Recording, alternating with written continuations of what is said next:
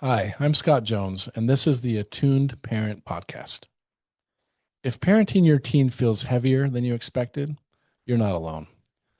On this podcast, we talk about what's really happening underneath anxiety, defiance, shutdown, and family conflict, using attachment science, nervous system awareness, and practical tools that actually work. Because behavior is protective before it's problematic, and regulated parents increase influence. Let's get started.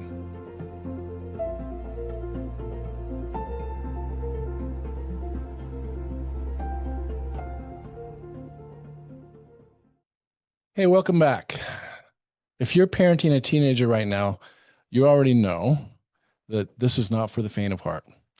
There are moments when it feels connected, even sweet, and then there are moments when it feels like you are completely shut out and doing everything wrong. And if you've ever found yourself lying in bed at night thinking, how did we get here? Well, you're not alone. And you're not doing it wrong. You're just parenting in a time that requires a different approach, because here's the shift we keep coming back to: connection creates influence.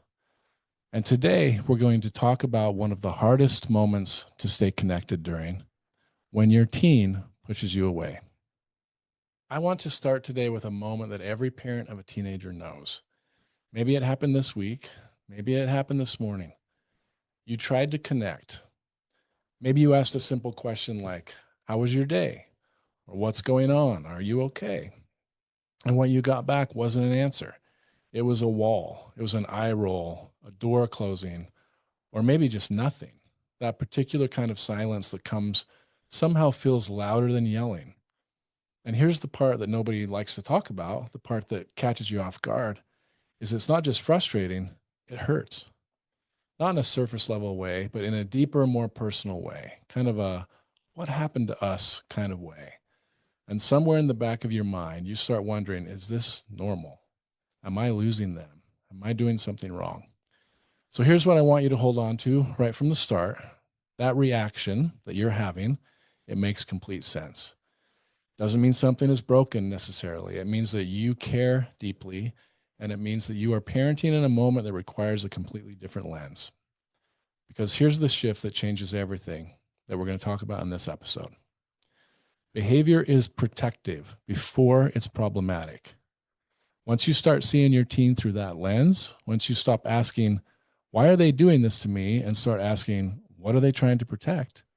Everything changes. Your responses can change, and the whole dynamic changes. So that's what today is about. We're going to step deep into what's actually happening neurologically when your teen shuts you out. We're going to talk about why it hits you so hard. And we're also going to name the mistakes that most parents make. And then we're going to build a practical roadmap for what you can do instead. So whether you're a parent in the middle of a tough season with your teenager, or an educator trying to understand the kids in front of you, or a clinician looking for language to bring this all into your work, you're in the right place. So let's get into it. So let's slow this down, because when your teen shuts you out, it rarely means what we instinctively think it means. It doesn't really mean they don't love you. It doesn't mean they've stopped caring. It doesn't even mean they're trying to be disrespectful most of the time, at least not at first.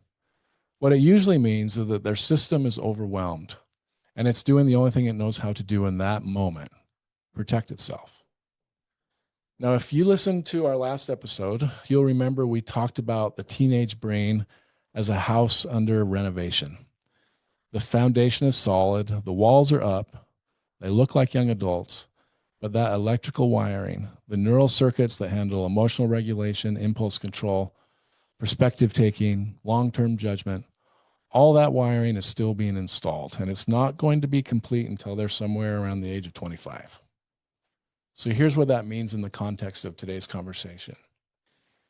When your teenager feels something intensely, embarrassment, criticism, shame, overwhelm, the sense of being misunderstood, that experience travels through a part of the brain called the amygdala. The amygdala is the brain's threat detection center, and it's fast, it's automatic, and in teenagers, it's especially reactive. Remember, the research tells us that adolescents process emotional information more intensely and more quickly than either children or adults. Their emotional volume dial is just cranked up high. So here's the critical piece. That amygdala doesn't ask permission. When it detects a threat, real or perceived, it just fires. It sends a signal to the body, brace, defend, get out. And the teenage brain, where the prefrontal cortex, the thinking, reasoning, perspective taking part of the brain is still developing, there isn't a strong enough brake system to slow that response down. So when your teen snaps at you or shuts down or slams the door or goes blank and silent, that is a nervous system response. It's not usually a calculated decision. It's not usually a deliberate act of disrespect, at least at first. So it's a brain that's been flooded and is now doing exactly what it was designed to do: protect. Here's the part I really want you to sit with. The threat doesn't have to be real for the response to be real. Their system doesn't distinguish between my parents asked me a perfectly reasonable question and I'm about to be interrogated. If the nervous system reads it as danger, the response is the same. So what does that look like in your living room? Well, it looks like sarcasm. It looks like leave me alone. It looks like a slammed door or a face that just checks out. It looks like the kid you used to talk to now treating you like furniture. And it looks like one-word answers and eye rolls. All these things we're familiar with as parents. None of that is disrespect at first. It's protection first. And here's where it gets really important practically. If you respond to that protection as though it were a deliberate act, you confirm exactly what their nervous system already suspected. You prove that the threat is real. The amygdala says, see, I told you, not safe. And the wall goes even higher. The distance grows. The conversation you wanted to have is now even further away. But what if you can learn to see it differently? If you can hold on to this is protection, not rejection, even for a moment, now you have some options. Now I want to talk to you about what's happening on your side of the interaction, because this moment doesn't just activate your teenager, it activates you. And I think this is a piece that most parenting conversations tend to skip over. When your kid shuts you out, something deeper than annoyance gets triggered in you. The thoughts that show up aren't always rational, but they're real. Thoughts like, I'm losing them, or I've messed them up, or they always do this, or they don't appreciate anything I do.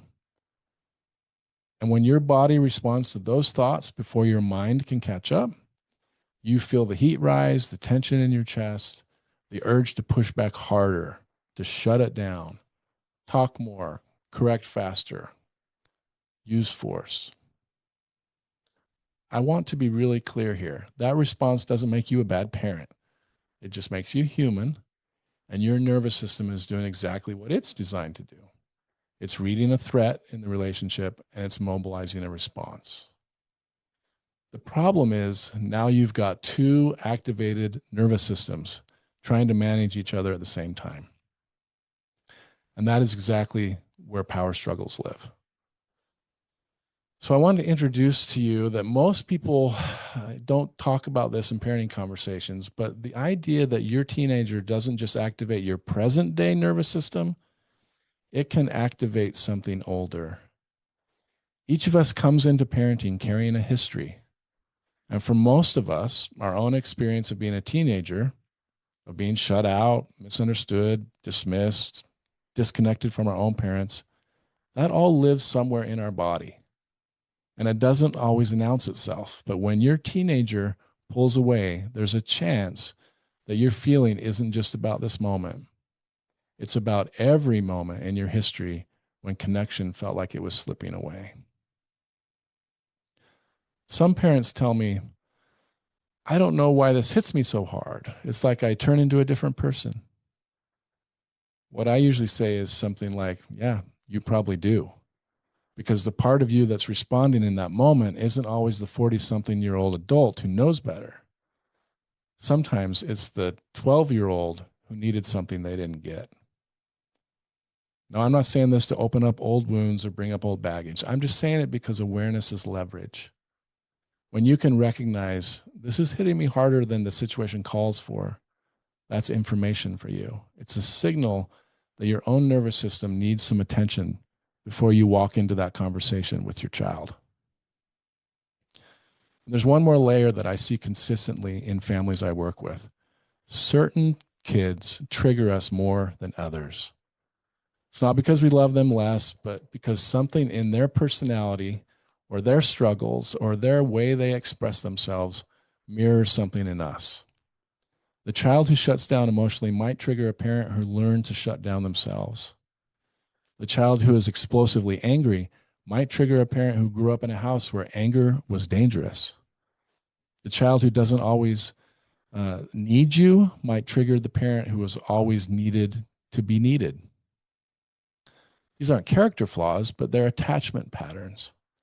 And they show up in our parenting in ways we don't always clearly see from the outside.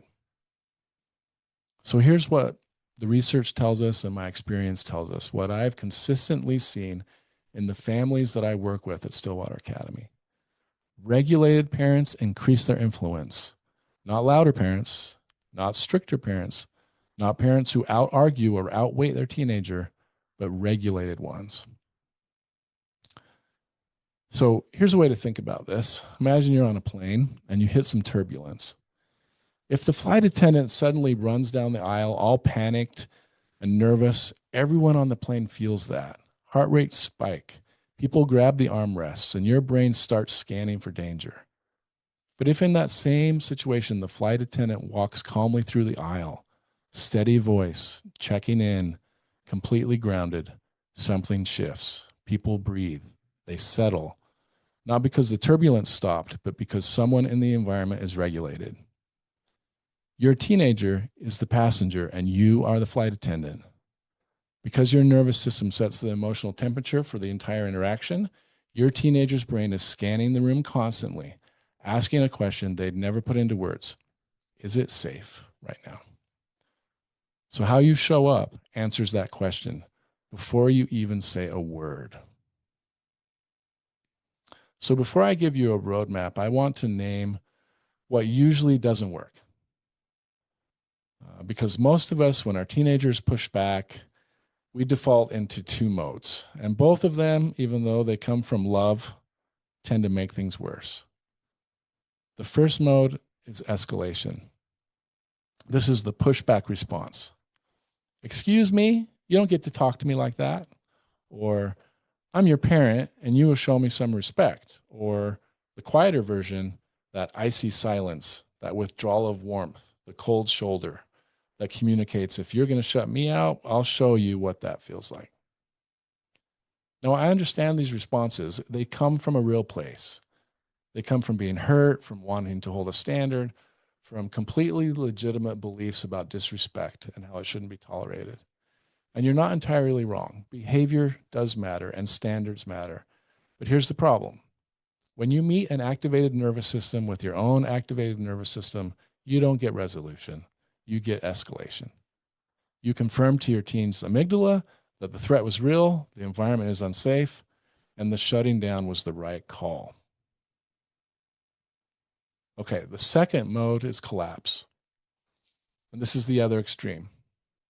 It's just as common and it just looks different.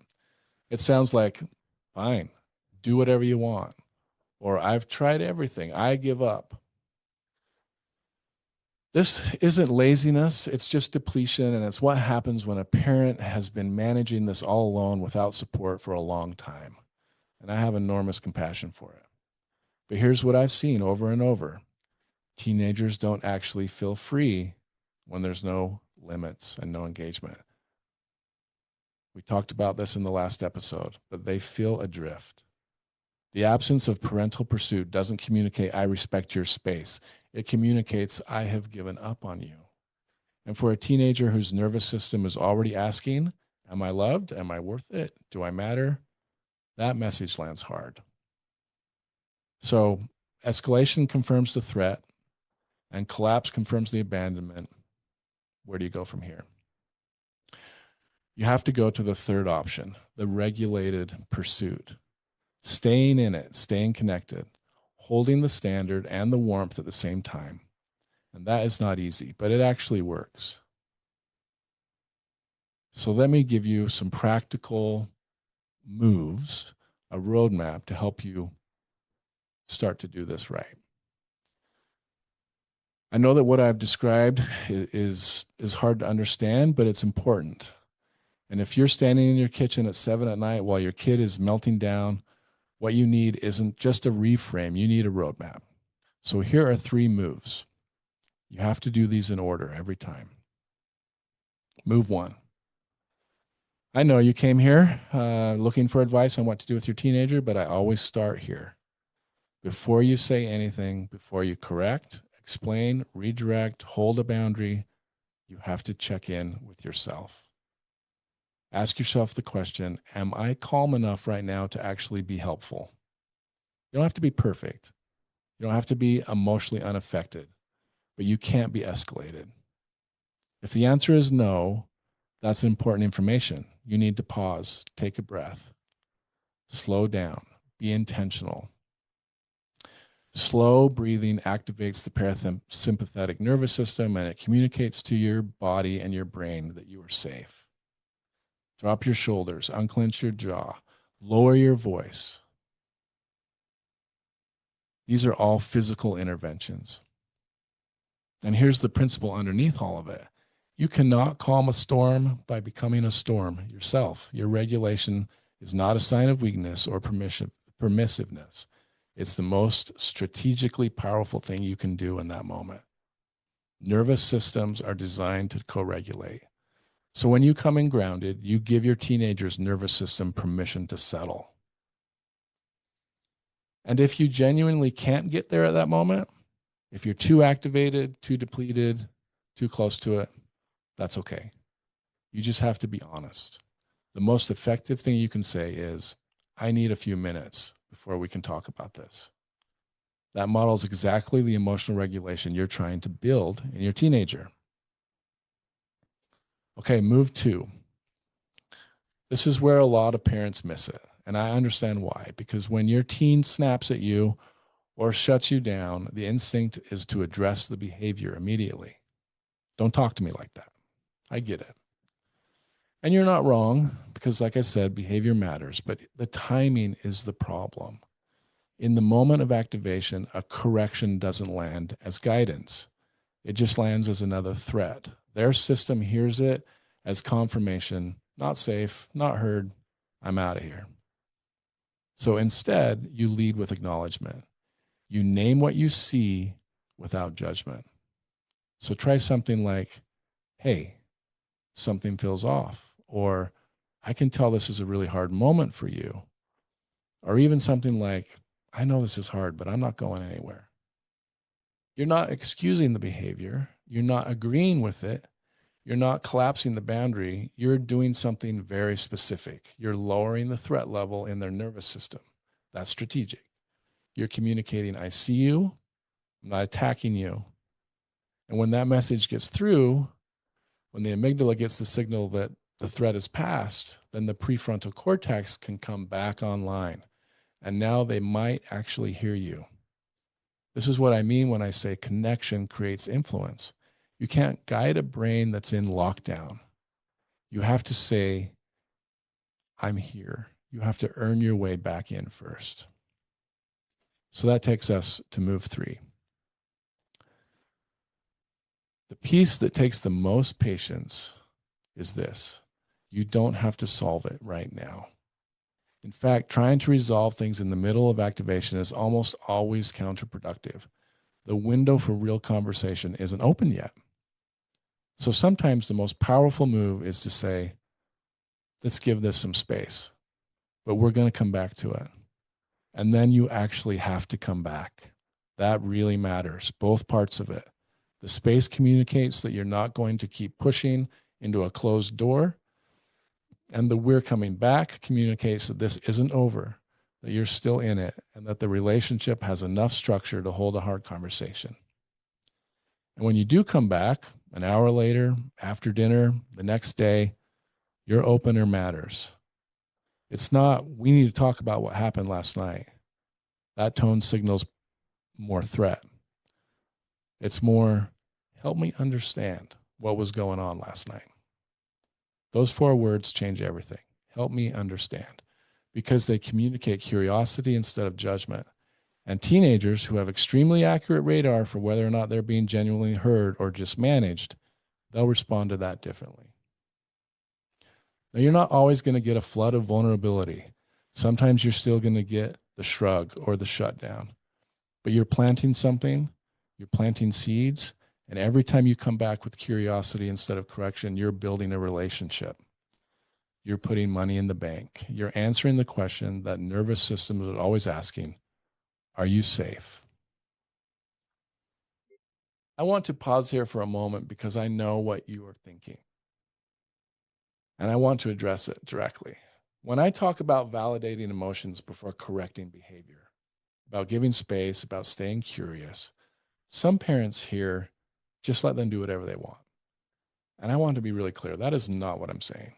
Connection is not permissiveness. They are not the same thing. In fact, I would argue that connection and connected relationships are the only context in which limits really work. So think about it this way. When your teenager has no relationship with you, when they experience you primarily as someone who corrects, monitors, and criticizes, your limits land as control. And teenagers whose entire developmental job is to individuate, to establish their own identity, they will fight that control. They will comply in front of you, but they do whatever they want the moment you're not watching. But when your teenager has a real relationship with you, when they can feel known and respected and genuinely cared for, your limits land differently. They land as love, as evidence that you're paying attention, as proof that they matter enough for you to hold the line.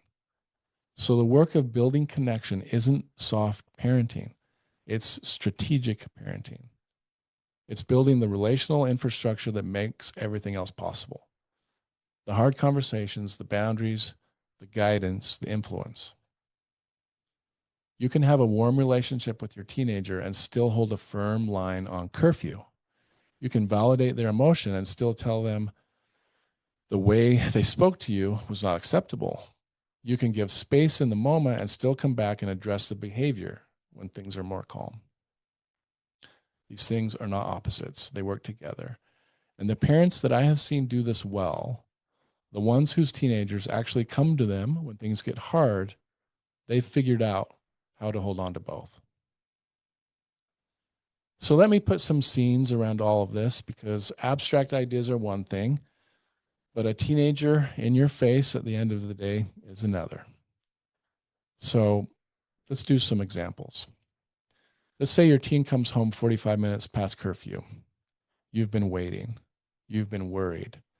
And the moment they walk in the door, before you can even ask where they've been, they hit you with something like, why do you always make such a big deal out of everything? Old pattern, your body activates. The worry converts to anger. Excuse me, I've been sitting here for an hour, not knowing where you were. Don't you dare walk in here with that kind of attitude. Now you're off. Now it's a fight. It's a fight about respect. It's not about the curfew anymore. And neither of you gets what you actually need. Here's a new pattern. You still feel it, the heat, the relief that turned into frustration. You catch it. You take a breath. Hey, I'm glad you're home. Something feels off. What's going on? They push back. Nothing. I'm fine. All right. I'm going to give you a few minutes, but we're coming back to this. Later on, when things have de-escalated, you say something like, help me understand what happened tonight, because I want to understand, and I also need you to know that curfew is not negotiable. Now you have a real conversation. You hold the limit and you preserve the connection.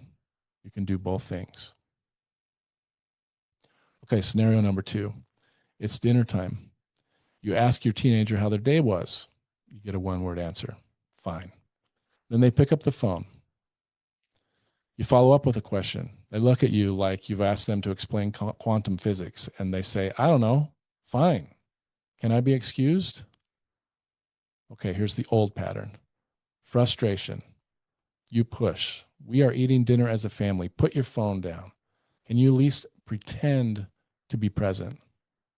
And now the dinner is tense and no one is connecting. New pattern. You let it go in the moment. You don't force the conversation. But later, maybe after dinner, maybe when you're in the car together, you try a different door. Hey, it seemed like you were somewhere else today at dinner. Everything okay?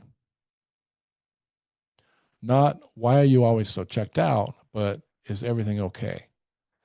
It's a smaller door, lower stakes, and sometimes that's the way to get through. You might still get nothing, but you're signaling something important. I'm paying attention. I'm not going to chase you or shame you. I'm just here. And over time, that signal accumulates. All right, let me give you one more scenario. You set a limit. Phone off at 10, or no going out until the homework is done, whatever it is. And your teenager does not take it quietly. They escalate. Voice raised, slam doors, the works. Maybe they say something that is genuinely hurtful. The old pattern, you match that energy, or you shut it down hard, or you cave just to end the conflict. None of these moves the relationship forward. New pattern, you hold the limit and you stay regulated. Not cold, not robotic, just steady. I hear that you're really frustrated. The limit stands. I'm not going anywhere, and we can talk about this when you calm down. You don't get drawn into the fight, and you don't match the intensity. You don't reward the blow up by making an event. You just stay. And later, when things have settled, you address what was said, not with punishment, but with a conversation. Something like, hey, when things got heated earlier, some things were said that I want to come back to. Not to pile on, but because how we talk to each other really matters to me. That's not permissiveness. That's parenting with the long view. Here's what I want to leave you with. Every time your teenager pushes you away, they are, underneath all of it, asking one question. Are you still safe when I'm not at my best? Do you still love me when I'm unlovable? They're not asking it with words. They're asking it with their behavior. And how you respond answers it. Not with the speech you give, but with your presence, your tone, and your consistency over time. You don't need to be a perfect parent, but you need to be a steady one who doesn't disappear when things get hard, one who can hold the limit and the warmth at the same time, and one who keeps showing up on the other side of that wall. And over time, not overnight, but over time, that steadiness becomes the place they come back to. That's where your influence actually lives, not in the lectures, not in the consequences, but in the relationship.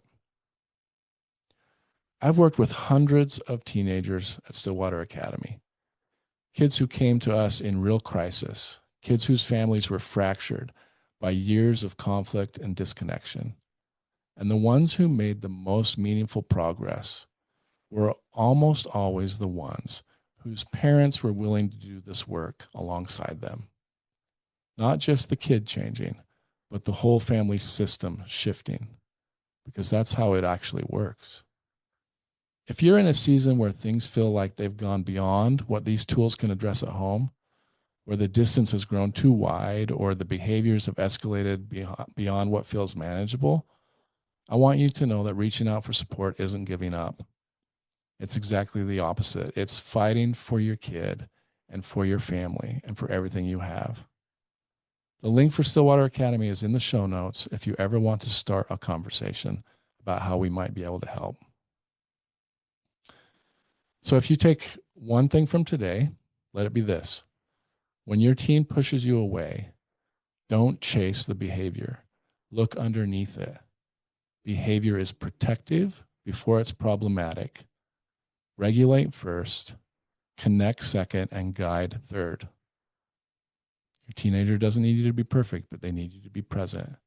And when you're willing to do the work of showing up, regulated and curious and consistent, even when they make it hard, especially when they make it hard, then you're not just managing conflict.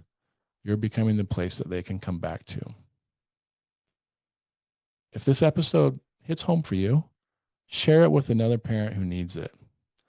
And if you want more tools like this, follow along. We're building something here, one conversation at a time. And remember, the relationship is the intervention. I'll see you next time.